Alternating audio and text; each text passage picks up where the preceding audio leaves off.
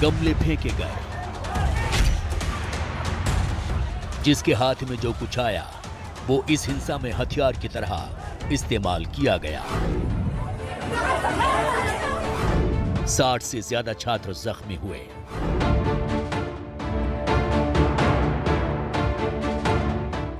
एक ही विश्वविद्यालय में एक ही हॉस्टल में रहने वाले स्टूडेंट्स ने एक दूसरे का खून बहा दिया।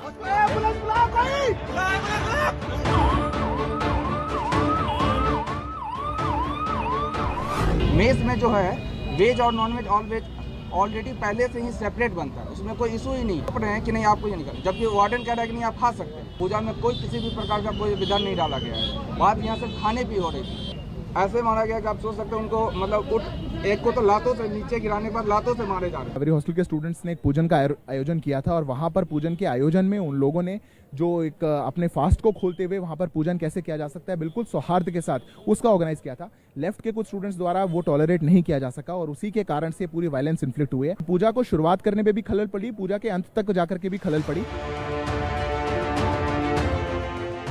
एक तरफ दंगे हैं तो दूसरी तरफ वो दंगाई आहट, दबे पांव आदि दिख रही है, जिसमें लाउडस्पीकर पर अजान के बदले लाउडस्पीकर पर ही हनुमान चालीसा पढ़ने की जिद ने जोर पकड़ लिया है।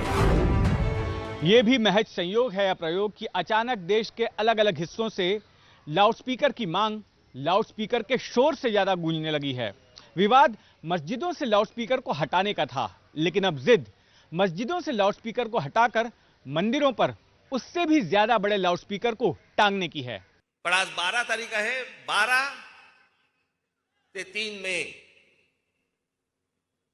महाराष्ट्रातल्या सगळ्या मशिदींवरच्या मौलवींशी तुम्ही त्यांना बोलवून घ्या, त्यांना सांगा सर्व मशिदींवरचे लाऊडस्पीकर हे उतरले गेले पाहिजेत, खाली आले पाहिजेत।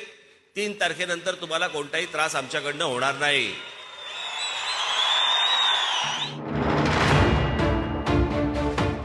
इसीलिए कोई मंदिर मंदिर घूमकर लाउडस्पीकर दान कर रहा है। हमेशा से आरती लाउड हुई है, आरती घंटे घड़ियाल बजाकर हुई है, हजारों वर्ष से हो रही है और उसी प्रकार होती रहेगी।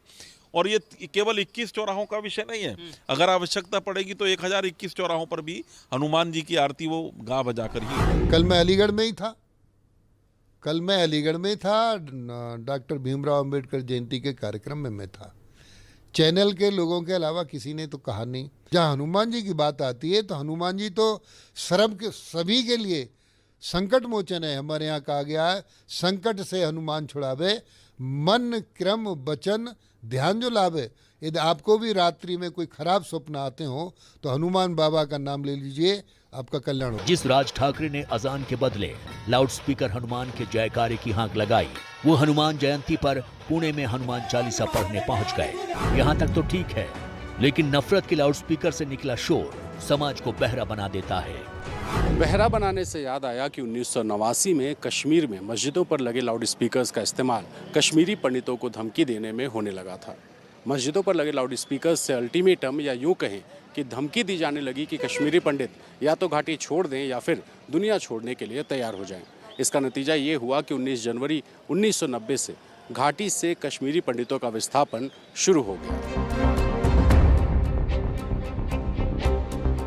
घाटी में मस्जिदों से नफरत की धमकी उस दौर में आ रही थी जब सोमनाथ से अयोध्या के लिए बीजेपी के तत्कालीन अध्यक्ष लालकृष्ण आडवाणी की राम रथ यात्रा निकली थी। अयोध्या में भगवान राम के भव्य मंदिर का सवाल एक तरफ था, उन्माद का बवाल दूसरी तरफ था।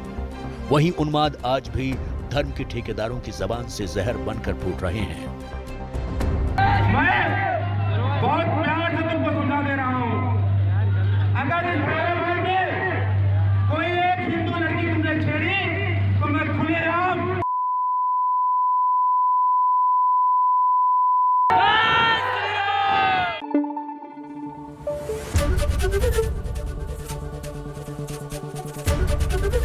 एबीपी न्यूज आपको रखे आगे।